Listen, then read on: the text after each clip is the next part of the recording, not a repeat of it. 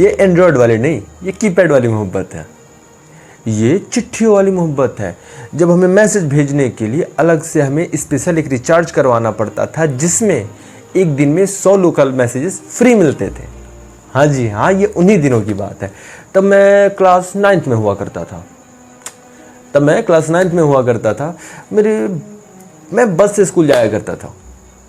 एक लड़की मेरे बस में मेरे सामने आकर के बैठी। मुझे नहीं पता था तब तक, क्योंकि मैं तो नींद में सो रहा था। बस ने हल्का सा टप्पा खाया और मेरा हाथ जाकर के उस लड़की के सर में लगा, टपा। लड़की पीछे पलट के देखी।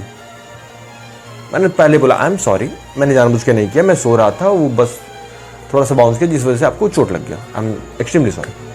उस लड़की ने बोला इट्स ओके। उस हल्की सी मुस्कान के साथ वो सामने मुड़ी। मुझे उसकी मुस्कान, उसकी आंखों की चमक इतनी प्यारी लगी।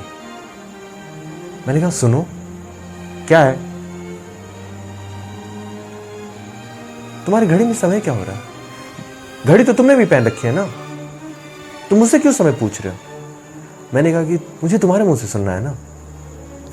उसने हल्की सी मुस्कान के साथ मुझे समय बताया। मुझे वो मुस्कान आज भी याद है।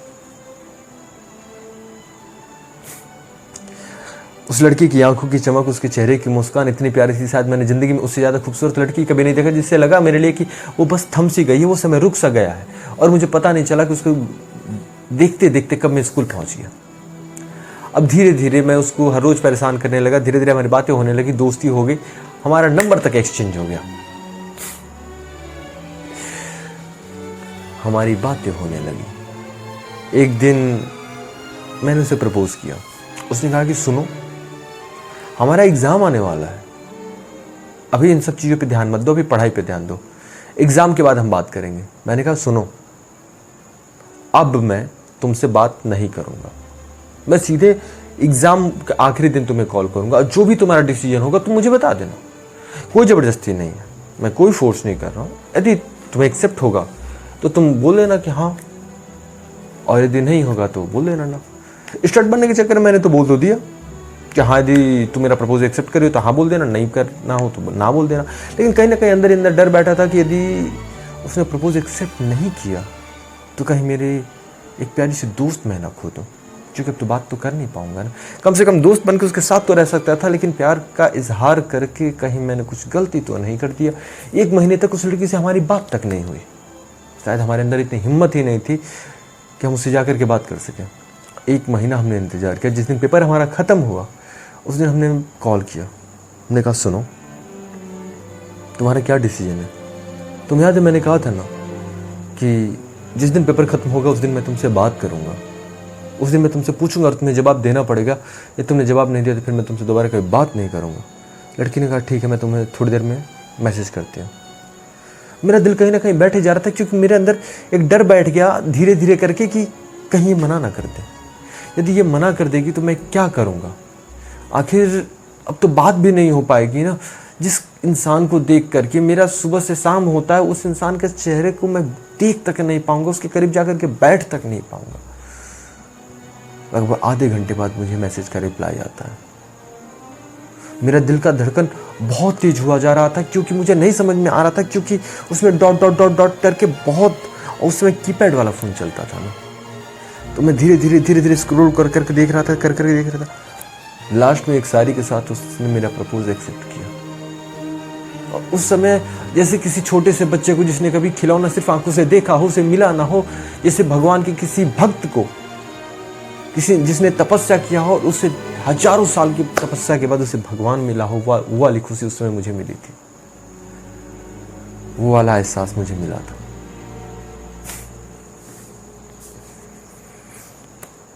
वो फीलिंग मेरे लिए प्राइसलेस थी। उसको शब्दों में एक्सप्लेन कर पाना शायद मेरे लिए बहुत मुश्किल है। मैं नेशनल लेवल का फुटबॉल प्लेयर तब तक बन चुका था। और हाँ, एक बात बताना भूल गया, हम दोनों ने कुछ ही महीनों के अंदर अपने अपने घर पे बता दिया। हम दोनों की फैमिली मान गई, एक दूसरे को एक्सेप्ट कर चुकी थी। उस लड़की का मेरे घर पे आना और मेरा उसके घर पे जाना बहुत कॉमन सी बात थी। जब मैं नेशनल लेवल फुटबॉल जीत कर आया था, कप ले कर आया था, तो मेरी गर्लफ्रेंड के फादर ने अपने यहाँ बहुत बड़ी पार्टी ऑर्गेनाइज़ किया था मेरे लिए। शायद उतना बड़ा पार्टी कभी मेरे फादर ने मेरे लिए ऑर्गेनाइज नहीं किया। वो एहसास ही अलग था। मैं उस लड़की के साथ उसके घर में आराम से बैठ के उससे बातें कर रहा हूँ, अच्छा लगता था। वो फीलिंग ही अलग थी। हमारे 4 साल कैसे बीत गए, कॉलेज के ख़त्म हो गए, समझ में नहीं आया। फिर मुझे बीबीए करना था, उसे फैशन डिज़ाइनिंग करना था, तो मैं मुंबई शिफ्ट हुआ और वो पुणे शिफ्ट हुई। लगभग 2.5 घंटे की दूरी पे हम दोनों थे। पुणे में मेरा एक बहुत अजीज़ दोस्त रहा करता था, जो हमारे साथ हमारे स्कूल में पढ़ा करता था।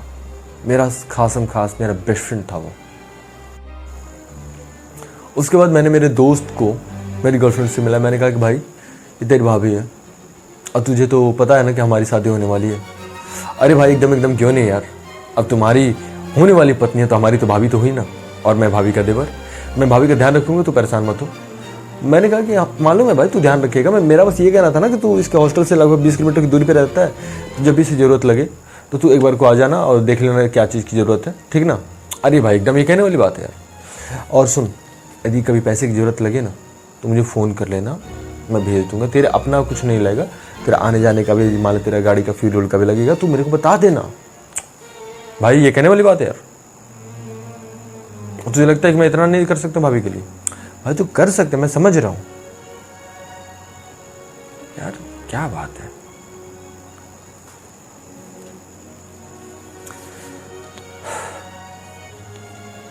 उसके बाद मैं मुंबई चला आया पुणे से। आने के बाद कुछ ऐसा हुआ कि मुझे खुद समझ में नहीं आ रहा था क्या हो रहा है।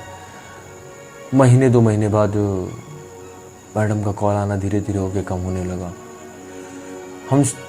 मैं, मेरा दोस्त और मेरी गर्लफ्रेंड, हम तीनों लोग स्नैपचैट लोकेशन शेयर करते थे आपस में। तो एक बार मैंने देखा कि मेरी गर्लफ्रेंड का लोकेशन और मेरे दोस्त का लोकेशन रात को 1 बजे एक ही साथ था। मैंने मेरे दोस्त को फ़ोन किया, तो मैंने बोला भाई तू कहाँ पे है? अरे भाई मैं तो मेरे फ्लैट में हूँ। भाई पीछे से आवाज़ कुछ आ रही है। अरे भाई वो दोस्त लोग आए हुए हैं ना, तो थोड़ा सा है। भाई मैं भी पुणे में आ रहा हूँ। कहाँ पे भाई? तो है कहाँ पे? कब आ रहा है? किधर पहुँचा तू? भाई परेशान मत हो, मैं सोच रहा हूँ आने का। फिर अपन दोनों भाई साथ में घूमेंगे फिरेंगे और तुम्हारी भाभी को भी बुलाएंगे। हाँ भाई एकदम, जब आना तो फ़ोन करना। फिर मैं मेरी गर्लफ्रेंड को फ़ोन किया कि कहाँ पे हो? मैं कहाँ रहूँगी, मैं तो अपने हॉस्टल में हूँ। ठीक है, और सब ठीक है ना भाई? हाँ ठीक है। चलो ठीक है, तो मैं रखता हूँ, ध्यान रखो अपना, बाय। बाय तो मैंने बोल दिया था, लेकिन कहीं ना कहीं मुझे अंदर ही अंदर खाया जा रहा था, क्योंकि मैं स्नैपचैट पे लाइव लोकेशन देख रहा था और स्नैपचैट के अंदर 2 सिस्टम को लेकर के एक साथ ग्लिच नहीं आ सकता है, क्योंकि स्नैपचैट कोई छोटा मोटा प्लेटफॉर्म नहीं, स्नैपचैट एक बहुत बड़ा प्लेटफॉर्म तब तक बन चुका था।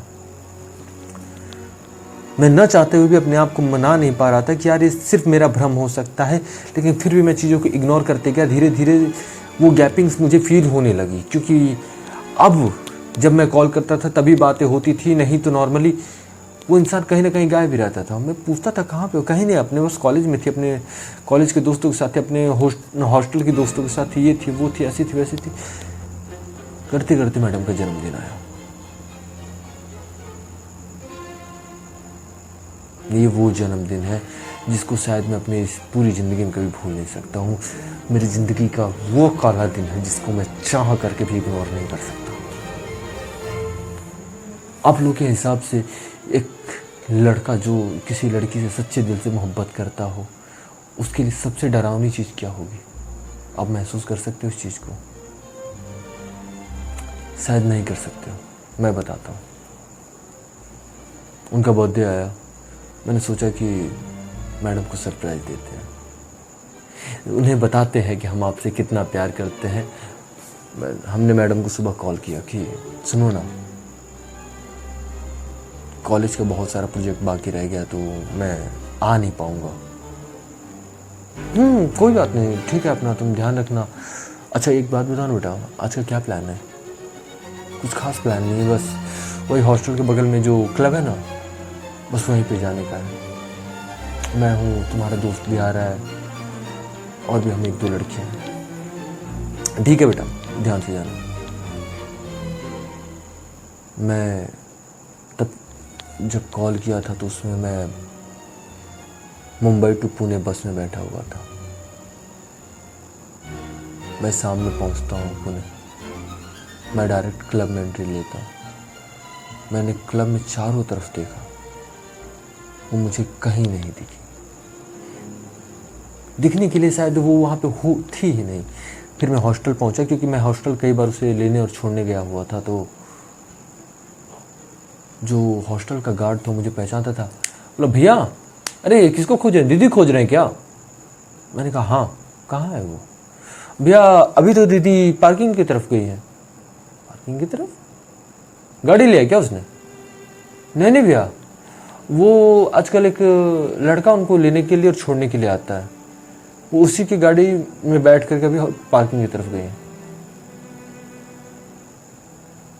ठीक है। जब मैं पार्किंग में घुसा तो